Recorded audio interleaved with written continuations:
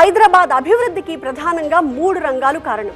ఒకటి ఐటీ, రెండోది ఫార్మా, మూడోది రియల్ ఎస్టేట్.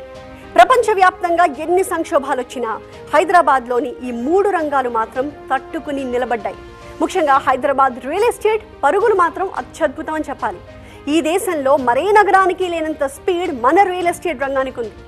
ఫోర్త్ సిటీ అనే ప్రకటన రావడం ఆలస్యం. వెంటనే వినిపించిన ప్రశ్న ఏంటో తెలుసా? మాస్టారు, గజం ఎంత లెక్కన అమ్ముతారేంటి అని. Hyderabad is one of the richest cities. ముత్యాలు అమ్మేవారు ఇక్కడ, అందుకే సిటీ ఆఫ్ పర్ల్స్ అని పేరు. హైదరాబాద్ అత్యంత సంపన్న నగరం కాబట్టి ఎక్కడెక్కడి వాళ్ళు వచ్చి ఇక్కడ పాలించారు. నిజాం అయితే హైదరాబాద్ని ఒక ప్రత్యేక దేశంగా చూడాలనుకున్నాడు. అలా హైదరాబాద్ని వదులుకోవడానికి ఇష్టపడకపోతేనే కదా ఆపరేషన్ పోలో మొదలుపెట్టింది. హైదరాబాద్ అభివృద్ధి కానీ, సంపన్న నగరం అనే స్టేటస్ కానీ 400 ఏళ్లుగా ఇంకా కొనసాగుతూనే వస్తోంది. ముఖ్యంగా మౌలిక సదుపాయాల కల్పనలో ది బెస్ట్ సిటీ